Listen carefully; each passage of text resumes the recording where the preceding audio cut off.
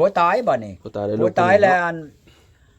ผู้นี้อีนิดนี่บัดฮู้จักกันกับบ่าวพรน่ะ โอ้ บัดนี้เลยโทรใส่บ่าวพรเอ้ยว่าฉันมาหาข่อยนะแล้วมาบัดนี้ โอ้ มาเลยเดี๋ยวนี้อีนิดเด้อเว้านี่ลูกข่อยอยู่เมืองไทยชื่อนั้นอยู่จังหวัดนั้นเลยให้เจ้าค้นคว้าให้ข่อยแหน่ว่าฉันนะ อืม แล้วลูกค้นคว้าหลนเห็นลูกมันนั่นมาใช่แม่มันอยู่บ้านเนี่ยให้ใช่กันแล้วบัดนี้พ่อมันตายแล้วนะมันยังน้อยเลยอยู่น้ำยามันว่ะ เจ้า บ้านนี่ล่ะ ตอนนั้นเมียข่อยมือเนี่ยบันกังนี่แล้วไปถาม แบบว่าคนที่มาถ่ายคลิปพ่อใหญ่ตะบิดตะบอนแม่นผู้นี้เนาะ แม่นผู้นี้แม่นผู้เอาไม้ให้ข่อยนี่ โอ้เอาว่าต่อ บ้านนี่ล่ะข่อยไปถามอีนิดอยู่นามันบ่นี่ไผอันมึงอะอันเว้าว่างหันว่าอันมาถ่ายทอดมึงอันนั้นจังชั้นนั้นเอาเบาพรชื่อเราเบาพรอันมึงได้บ่เบอร์โทรได้สินะ เอาเบอร์โทรให้กูแน่มันก็จดเบอร์โทรให้มาฮอดข่อยก็โทรบัดนี้โทรเจ้าจะเฮ็ดหยังว่าฉันโอ้ยข่อยอยากให้เจ้ามาประกาศออกให้ข่อยทีนี้เมียข่อยเมื่อตอนเมียบ้านกังนี่เมื่อเด้ข่อยประกาศตะบิดเลยเด้นี่แล้วมาแล้วก็ประกาศให้แล้วบัดนี้จังซี่จังว่าจังหน่อยก็สิอองมาหมู่เจ้าหลายคนแล้วมาบัดนี้นะ ทีมงานยูทูบเบอร์เนาะมาเป็นชิปเป็นชาบ่พ่อใหญ่ ไปถ่ายทอดข่อยอยู่หันอยู่นี่เลยน่ะเท่ากับมือนี่ได เป็นคนดังเลยเนาะพ่อใหญ่เนาะชี้ดอกตำบิดอันนี้เราก็จดว่าเอาไม้อันนี้ให้ข่อยนี่ตอนนั้นเอาให้ข่อยนี่ชี้นะเราเมียนใช้เลยเด้อเราก็บ่แม่นว่าอันนั้นเนาะข่อยก็ชุมมนาบุญคุณเรา500เพิ่นได้300,000มันได้มันได้บ่แม่นน้อยได้ข่อยอันนั้นเราบ่พ่อใหญ่เพิ่นประกาศปุ๊บนี่พ่อบ่เมียบ้านกลางบ้านหยังพ่อบ่อันเมียข่อยนะบ่มีไผพ่อหากมีคนในบ้านกุดแข่นี่แหละเมื่อชงบัดฮู้จักคักอะลีน่ะคนเมื่อชงน่ะข่อยก็มันก็บอกข่อยเบิดของตอนนั้นนี่แหละนี่แปลว่าอันนั้นเมียข่อยก็ยังมีอยู่นี่มาขอเป็นเพื่อนข่อยนี่อยู่ในนี่น่ะขอประชิอำไปจัง ผู้ใดพ่อใหญ่ผู้บ้านกลางอ่ะบ่ผู้บ้านกลางนั่นขอประชิว่าอันใดมาขอเป็นเพื่อนพ่อใหญ่ฮับบ่เลยว่าจังได๋เอาก็ฮับมาแล้วเป็นเพื่อนอยู่ในนี่แล้วอยู่นำข่อยนี่แล้วอันมันก็อุ้มลุงบ่แม่นอุ้มลูกตอนนี้เด้นี่ใช่นี่เด้นี่ใช่ป่ะยังจำเขาเบิ่งด้วยนี่บ่นี่มันแหละนี่ผมเชื่อสีแดงๆนี่แม่นมันแหละอันนั้นเห็นบ่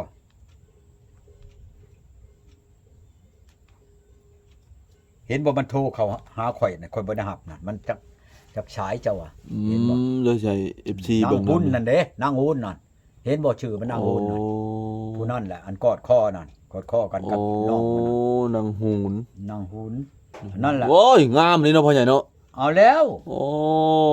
งามนั่นแหละได้ลูก1เนาะ17ปีนั่น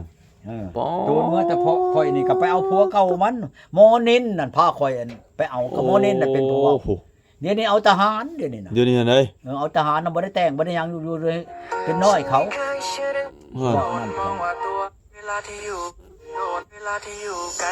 โอ้พ่อใหญ่เด็กลูกนั่นดอกแล้วค่อยโทรไปใช้เอื้อยเพิ่นอยู่เวียงจันทน์เอาค่อยก็บ่จักเล่าอยู่ใช้ค่อยบ่ถามค่อยก็ยาบัดเวลาเจ้าแต่งเจ้าแปลงเจ้าก็บ่ได้ฮอดค่อยก็แม่นความลาวอยู่แต่ค่อยบ่ได้ฮอดลาวอันป้านั่นบ้านนี้บัดเมียเจ้าหนีไปอยู่หั่นอยู่นี่แหละพัดว่ามาถามงามเลยพ่อใหญ่หานเห็นว่าไปลอยอยู่จะพอแล้วพ่อใหญ่จังมักเงาะนี่แหละเมียข่อยคนบ่เป็นคนขี้ร้ายฮะแม่นๆเบิ่งจังซี่ดอกบ่แม่นอันนั้นได้โทรใช้เห็นบ่เบอร์เราโทรใช่ข่อยบ่แม่นน้อยได้โอ้เดี๋ยวนี้จะบ่แม่นเบิดแล้วนี่อันนี้ฮู้เราเบิดแล้วนี่แม่นๆจำนวนนี่น่ะปัจจุบันนี่ยังโทรอยู่บ่พ่อใหญ่โทรโทรอยากขอเงินบ่จักข่อยก็ดีกันหรือว่ายังคิดฮอดอยู่บ่หรือว่าจังได๋ข่อยก็จนนิ่มข้อความไปข่อยว่าเจ้าคันว่าได้ลูกได้มิตรผัวแล้วก็ยาคันบ่มีลูกมีผัวบ่ย่านข่อยให้บ่ย่านข่อยตีบ่ย่านข่อยฆ่าก็อย่ามาโลดข่อยว่าชี้ๆกับมันน่ะบ่แม่นว่านั่นไดมาโลดเนาะพ่อใหญ่กับจริงใจเนาะพ่อใหญ่เนาะพ่อใหญ่บ่ให้อีหลีบ่พ่อใหญ่มานี่บ่ข่อยบ่ให้บ่หยังข่อยบ่ให้บ่เครียดนะของข่อยก็บ่แม่นว่าข่อยนี่สิไล่ผ่านหนีเนาะบ่พ่อใหญ่เฮ็ดอยู่เฮ็ดกินนี่เป็นเบิดบ่เป็นบ่ได้ พังความเฮาพังคักอะไรได้ โอ้ แต่มื้ออันนี่มื้อข่อยไปแต่งข่อยก็เอาน้องข่อยแน่แล้วพ่อบ้านแน่เนาะไปนํกันนี่หลานแน่ อืม อันป้าแน่ไปนํกันมื้อไปแต่งได้นี่ อืม ไปกินงัวอยู่ในเฮือนเขาหั่น อืม ข่อยก็ชื่องัวตัวนั้น6ล้านงัวถึกบักใหญ่เด้งัวตัวนั้น มาก็กินข้ากินอาหารกินแก้วกินนองผูกคอตัวแขนเลยบัดเวลาผูกแขนแล้วเขาถาม อืม เจ้าคันว่าเมื่ออยู่เฮือนเจ้านี่ เจ้ามักแนวใดกับลูกกับเมียนี่เจ้ามีแนวใดข่อยเลยว่าเรื่องข่อยนี่เมื่อนี่นะให้เจ้าบอกในนี้แล้วเขาช่างชอนหารู้ได้เขาหน่อย โอ้ ข่อยน่ะคนเฮือนคนก็ว่าแม่นเฮือนแขกเฮือนคน อืม มื้อหนึงลังเทื่อก็ฮอดชามที่5บ้านมาหาข่อย ข่อยเป็นหมอว่ะจังซี่แหละ เป็นหมอปัวคนนี่แล้วว่ะมาแล้วข่อยจะให้คือสมมุติว่ามาแล้วข่อยจะให้เมียข่อยถามเจ้าอยู่ใกล้อยู่ไกลแหละคันผู้อยู่ใกล้แล้วก็เอาน้ำมาให้มาแล้วให้เขากินนั่นคันผู้อยู่ไกลนั่นมาเป็นข้าวมื้อข้าวเว้นนั่นมาฮอดมาถึงนั่นน่ะให้เอาเข้าแน่บ่มีหยังก็ตำมักพริกปลาแดกแล้วมาให้เขากินพอได้เป็นแรงเป็นง่ายข่อยว่าซะนะมันก็เฮ็ดตามข่อยเว้าอีหลีได้มาเลยมาถามมันมามันก็นั่งลงนี่โลดได้มาแต่ใช้มันว่ะมาแต่ไกล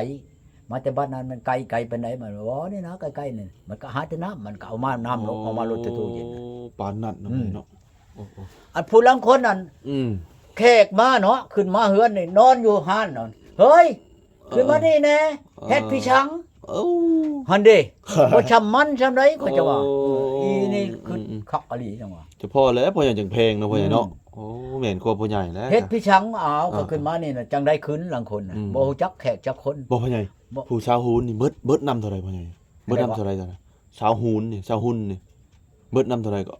ไปแต่งไปหยัง แต่แต่งนี่กาเบิ่งเด้อนี่งัวตัวนึงบัดมื้อกินดองนี่แบ่ตัวนึงหมูแบ่ช่องหมูช่อง งัวตัวหนึ่งแบะ2หมู2เงินชาวล้านคำบาทนึง นั่น แต่งผู้นี้น่ะ อ๋อเงินชาวลาวนี่คำบาท นี่นั่นเนาะก็อันค่ารถค่าเรือลบไปลบมาบ่เอาอีกค่ากินค่าอยู่น่ะเมียเป็นบ่กินอยู่เบิดคืน บ่แม่นเบิดเท่า100ล้านบ่พ่อใหญ่ โยกว่าแล้วมันสิได้เพียง100ล้านว่า100ล้านถามน้องคนนี้คือเบิ่งนี่เนาะอันฮะเด้เชื้อชาติอาชนะมันได้เชื่อเครื่องชี้ได้อีหุ่นนี่ได้พ่อใหญ่เอาให้เพิ่นบ่ อันใดบ่แล้วมันชุมอันมันเฮ็ดน้ำที่ข่อยเด้ เฮ็ดชมมา นี่นะไปกับทิศอองนี่ก็ย้อนเชื่อชาติอาชนะแล้วเอากันบ่ได้ในน้ำบ้านผักนาบ้านผักนี่ก็ย้อนตัวนี้แหละเลยอย่าห้างคันคอกันกับชาวนี่น่ะชี้ดอกโอ้ยเชื่อชาติอาชนะอยู่ในเฮือนนี่บ่แม่นว่าเมียเฮ็ดหยังเฮ็ดมีแต่ฮีดข่อยได้นี่ได้ฮีดอันนี้แหละฮืดอันเฮือนฮีดชาตินี่แหละแปลว่าชินชีแพ้ชีเชื่อชีชาติชีมอนชีคือกันกับอัจชุมมานี่ข่อยบ่ได้ว่าซ้ำข่อยเบิ่งเฮือนมันนั่นมันบ่เป็นตาสิได้นำบ่เว้าเอาเว้าก็บ่ได้คือกันกับบ้านผักนี่เว้าก็บ่ได้เลยก็เลยหย่ากันนอนนั่นอันนี้แหละเครื่องชีนี่แหละจนเงินคำกำแก้วจนทองใช้ไม่เท่าจนใช้ถุงหิ้วจิบเมียนแหละจำได้ฉันข่อยจังว่าข่อยสิเว้าเมียนถ้าไผอยากมักหักกับข่อยนั่นข่อยเบิ่งซะก่อนครอบครัวสมบูรณ์บ่หรือว่าบ่สมบูรณ์ว่าพอเอาข่อยก็เอาบ่พอเอาก็อย่าโลดถ้าไผต้องการคืออย่างนี้กัน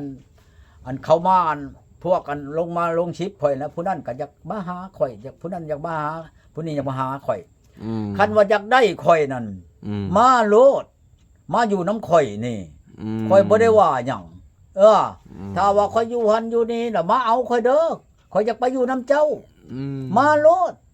มาเลี้ยงมาเกลือข่อยนี่เป็นลูกเป็นเมียข่อยนี่ข่อยมอบให้โลดให้นาตากานี่บ่แม่นข่อยสิให้มาชื่อใด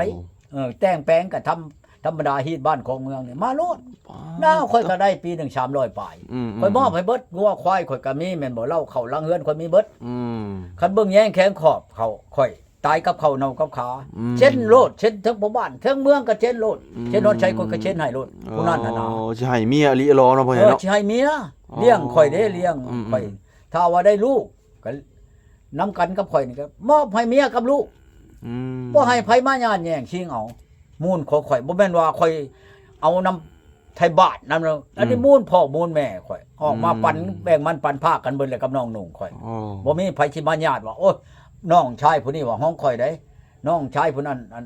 ว่าห้องข่อยได้เอื้อยผู้นั้นว่าห้องข่อยบ่ มีใบอันนั้นคักแน่อยู่น้ำข่อยนี่ โอ้ ใบตาดินคักแน่ ใบตะดินขอบทองเนาะพ่อใหญ่ ขอบท้องคักแน่ สิว่าอันนั้นไปจังมาแล้วข่อยเอ้าลงไปเช็ดโลดอยู่เมืองอยู่บ้านก็ดีข่อยบ่ให้ว่าโอ้ยผู้นั้นมาห้องข่อยได้บ่นางหยังนางก่อเรื่องขอบ่มาเป็นเมียข่อยนี่ข่อยเช็ดให้ผู้นี่เบิ่งข่อยนี่ตายกับเขาเนากับขาบ่ให้ไผมาญาติอีก โอ้ แล้วโลดมาโลด เนาะ ข่อยสิประกาศเว้าเท่านี้แหละไผอยู่ใช้ก็ตามสิอยู่เมืองนั่นตาแชงนี่ก็อย่ามาหาข่อยนี่เบอร์โทรข่อยก็คันอยากรู้จักก็0309744 535โทรมาหาข่อยโลดข่อยอยู่หันมาเอาข่อยได้กว่าข่อยบ่มีเงินเมื่อหาเจ้าข่อยอยากเมื่อเป็นเมียเจ้าบ่อยากเมื่ออยู่นํเจ้ามาโลดข่อยเมื่อเอาทั้งพ่อทั้งแม่มานำเจ้าอีกมาข่อยมอบให้เบิ่งนํกันนี่มอบให้ลูกเจ้าลูกเจ้าผู้อยู่นํข่อยนะข่อยบ่ได้เว้าหลายความมาข่อยสิประกาศข่อยบ่มีไผว่ามีลูกบ่หรือมีหลานมาแย่งข่อยบ่มีไผข่อยบ่ให้ไผเช็ดให้ไผผู้นั้นเอาโลดบ่มีว่าผู้นั้นสิมาญาติผู้นี้มาเอา แม่นความพ่อใหญ่เนาะพ่อใหญ่เนาะโอ้พ่อใหญ่จริงจังคนจริงจังจริงใจ ลูกไก่ก็อย่าคันว่าโอ้ยข่อยนี่อยู่พี่เลยข่อยก็บ่มีเงินค่ารถค่าเรือเมื่อมาเอาข่อยในกว่าบ่ฉันข่อยสิเมื่อนํเจ้าข่อยอยู่หันเดี๋ยวนี้นั่นข่อยสิไปเอา พ่อใหญ่ก็ไปเอาเลยบ่พ่อใหญ่ ไปเอาโลด ปาด ค่ารถเท่าไหร่ล้านหนึงข่อยก็สิจ้างมา ปา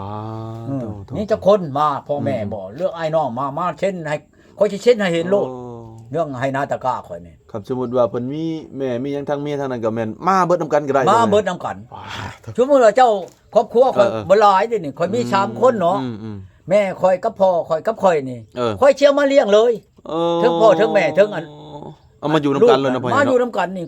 หน้าข่อยเลี้ยงกุ้มอยู่ บ่อยู่เฮือนเทิงนี่ก็ไปอยู่เฮือนลุ่มก็ได้นะพ่อใหญ่เนาะ พ่อกับแม่อยู่เฮือนลุม เออ ข่อยอยู่เฮือนเทิงนี่กับเมียก็ยังอยู่เข้าน้ำนี่ข่อยกุ้ม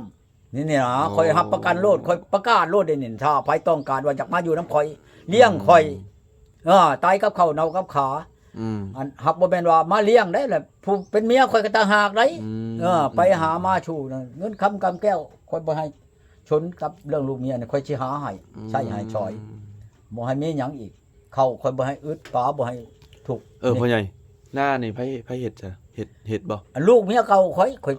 ให้ก็มาเฮ็ด รถไถเขาก็เอาไปเฮ็ดบ่ รถไถข่อยนี่แหละมันเอาแก่งัวเมื่อผมก็เอางัวให้ตัวนึง เอางัวให้ผู้ เอางัวให้ลูกนั่นเอาเมื่อผูกแขนน่ะเมียออกแต่กำข่อยกำเมื่อนี่อันเบาเจือดอยู่พุ่นกำเมื่อเนี่ยถ่ายทอดเอา มื้อใดน่ะ เอาเมื่อผูกแขนนั่น แต่ดนแล้วพ่อใหญ่ โยเดือนนี่แหละเมื่อออกไปเมื่อแห้ง13ค่ำเดือนก่อนเมื่อ13วันอาทิตย์ผูกแขนลูกข้าวงัวตัวนึง แสดงว่าผูกแล้ว แล้ว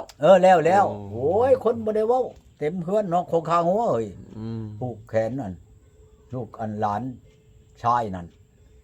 หลานและลูกมันหั่นแหละวางเช้านี่ก็โทรมาลูกนั่นหมอนี่แหละมาเฮ็ดหน้าให้นั่นเฮ็ดแล้วก็ของงัวน้ำพอบ่ได้จ้างในหยังมันขอแล้วก็ บ่พ่อใหญ่อันนี้หาหวานเอาหรือดำเอานาพ่อใหญ่ หวานได้ โอ้ บ่ดำเอาโอ้ยคาดว่ามันบ่มีหญ้ามีหยังก็ได้อยู่ดอกร้อยปลายในบ่อนนั้นค่อยหวานแล้วนะจังว่าให้มันฝนตกนั่นจะก่อนแล้วค่อยสิจ้างคนอันนั้นได้ลูกหญ้าเหยียบลงไปรถมันหักมันที่ก็อย่ามันยองไปให้มันลกหญ้าออกแล้วค่อยจังสิใส่ปุ๋ยบัดนี้นะปุ๋ยก็ชื่อมาแล้วชี้ชอบมันเรื่องต่ำโอ้ยข่อยบ่ให้ช่อดอกข่อยบ่อึดดอกอันเมียมาอยู่น้ำข่อยว่าโอ้ยข่อยนี่มีลูก2คนบ่หรือว่า3คนข่อยเอาอยู่กันเจ้าแพงคันข่อยตีนั่นให้เมื่อโลดขายเอาโลดนาข่อยนี่คันตีลูกนั่นคะแนนชูไปเฮ็ดว่าบักนั่นบักนี่กับข่อยอันพ่อก็ว่าพ่อแม่ก็ว่าแม่ได้คันว่ากินนั่นยาเฉดตอกเฉดตีแล้วให้จังซั่นสิบ่ได้อันนั้นข่อยบ่เอาคันมาเป็นคนฮู้ผู้ดีเบิ่งงัวเบิ่งควายเบิ่งน้ำเบิ่งในเบิ่งเฮือนเบิ่งชานเอาโกย แพงโพดเนาะพ่อใหญ่เนาะ ก็แพงแล้วคนไผสิบ่แพงคนคนมันเนาะ แม่ได้พ่อใหญ่ คันว่าใช่ไปหั่นโอ้ยบ่ขี้ข้านไปนี่ขี้ข้านน่ะบ่ได้อันนั้นข่อยก็บ่มักได้ถึงไผอยู่นำไผก็บ่ล้มคันเฮ็ดนั่นคันว่า แม่นกว่าพ่อใหญ่ ดีบักงามแล้วมาอยู่นำใช่หมอนไปไว้เฮ็ดอยู่หากินว่าซั่นเอาโกยไผบ่แพงลูกหมู่คือลูกเฮาเห็นบ่ค่อยจนให้นำอันอีอัน เมียข่อยอุ้มเมื่อนี่ อืม ลูกผัวเก่ามันผู้ใดบ่แม่นลูกกับข่อยใดข่อยจนหายน้ำ ชาวฮูนน่ะบ่ เออ อ๋อ ลูกก็นั่งหูนเอามือนี่โอ้ยสิเว้าอย่างข่อยขึ้นฮอด แต่เมียป้าไปนี่ข่อยก็บ่ได้ขึ้นฮอดชำอีน้อยนี่ข่อยขึ้นฮอดลูกมันนั่นเป็นตาแพงอะไรใด เออ หัวเอื้อกอยู่นั่นนี่โอ้ยอย่ามันบ่ย่านบาปย่านเวรข่อยมันยังเอาเมื่อก็เอาเมื่อซะเดี๋ยวบ่นั่นดอกข่อยขึ้นฮอดจนข่อยให้ อืม ข่อยจังเอาไปทาสพุ่นผู้ใดอันมันเฮ็ด จนให้ย้อนบ่ เอาแล้วจนให้ อ๋อตว จำได้ฉันข่อยนะ คนใหญ่คนใจแข็งแต่ยังให้ย้อนเนาะพ่อใหญ่เนาะคมมักเนาะพ่อใหญ่เนาะ เอาแล้ว ความหมักความหัก บ้านนั่นได้ โอ้ เขาก็ยาเขาแล้วเช่นไดเรื่องของเขาเนาะ อืม ลูกกับลูกเขาอืม 3 โมงเลยบ่พ่อใหญ่นี่ไวเลยเนาะ 3 โมงเลยได้3 โมงตรงเลยได้เดี๋ยวนี้เลย ปาดเนาะ ข่อยจะ โอ้ยพ่อใหญ่สิได้กลับก็ได้จ้ะพ่อใหญ่ อ่ะกลับก็กลับแล้ว 3 โม ฉัน ง แล้ว สิได้ ข่อย กลับ ก็ ก่อน มื้ออื่นนี่ล่ะ สิไปทางไหนพ่อใหญ่ บ่ข่อยสิโทรให้พ่อน้องแพทย์มาแหละรับเอาอันอีนี่เขาเป็นเพื่อน เอ ข่อย อให้เราเบิ่งให้เนาะ เช้านี่เนาะ โอ้ แล้วข่อยอยากถามเล่านั่น อืม เราอยู่ลักเช้าอยู่บ้านหยังเดี๋ยวนี้นั่น อืม เจ้าชิมาบ่มาอยู่นำข่อยนี่เจ้ามีพ่อมีแม่บ่มีเอื้อยมีน้องบ่หรือว่าสิให้ข่อยไปขอบ่ ม พ่อบ่เป็นฮีดเป็นคองในใดข่อยเอาโลใดเด้นี่ไหน อืม ข่อยบ่มีผู้อยู่ผู้เบิ่งผู้แย่งข่อยนี่ โอ้ อยู่กลางคืนกลางค่ำก็มีดอกลูกหลานก็มากลางคืนก็มาบ่ติดอก ม ลูกบักอันนี้มานอนมายังนํนั่นคือกันกับมื้อนั้นแหล้วก็หลานเขยกับหลานเช้ามา มีคนโทรมาเนาะ อืม โทรมาแต่ผู้แต่ชาละวันพุ่นมาแล้วมันถามว่า อันไผอันเว้าน้ำข่อยน่ะเอาหลานข่อยหลานชาวข่อย อืม เว้าว่าอันน้ำบ่าวอันเข้าห้องน้ำนั่น อืม เจ้าเพิ่นสิว่าเพียงก็อยู่ในนี่แหล้วอันผู้อันนั้นมานั่นมันโทรบอกนั่นน้ำบ่าวเข้าห้องน้ำมันว่ากับปันเช้าอันนั้นน่ะข่อยบ่แม่นข่อยสิตัวได้ข่อยบ่ตัวได้ข่อยเว้าความจริงลูก แม่นแล้วพ่อใหญ่ เออ พ่อใหญ่ สมมุ บ่ ติ เคย ว่า เว้าตัวเว้าหยังนะพ่อใหญ่เว้าความจริงนะ บ่คันตัวแหละมันไผบ่เชื่อเจ้าจักเถื่อ แม่นแล้ว ยามใดคือกัน เรื่องตัวนี่บ่มีคนเชื่อ แม่นแล้ว ตัวนั้นตัวใดอยู่หักหมู่บ่เชื่อเฮา อืม เข้าใจบ่แหละ แม่นแล้ว คันเว้าให้คนเชื่อคนหยังแหละมัน แต่เฮาสิตัวเขาก็เชื่ออยู่แล้วบัดนั้นน่ะ ม ของแนวเฮาบ่เคยตัวเด้ อืม บ่สิเว้าอันนั้นไปหยังอีกนี่สาวอันนี้แหละนี่ อืม เราถามเราเว้ากันนี่บ่แล้วค่อยเห็นเจ้าชงภาพมาแล้วนี่หน้าหีปะงางอยู่บอกสิเว้านี่ฉันก็บ่เว้าหยังดอก ปาดโต หน้าหีใช่ค่อยนี่ ปาด ผู้ชาวนั่น เออ ค่อยล้มข้างแน่แล้วมันชงหูปเบิ่งเด้อหูปนี่ค่อยสิชงไปให้ปัดมาพัดปั๊บเฮ็ดปะงางอยู่น่ะค่อยว่าโอ้ยเจ้าเฮ็ดหยังบัดนี้ เออนั่นนี่ก็เฮ็ดนะพ่อใหญ่เนาะ พังเด้อมันเว้าได้นี่ ไผไงสิจะจักรจำเขาไปเบิ่งที นั่นเด้ เขาว่าเอาเสียงเจ้าหันเจ้าก็เลยบอกไปเลย เอ เอา อ คือคนบ่เต็ม หายเลยเนาะ เพิ่นให้ค่อยเพิ่นว่าเว้าคือคนบ่เต็ม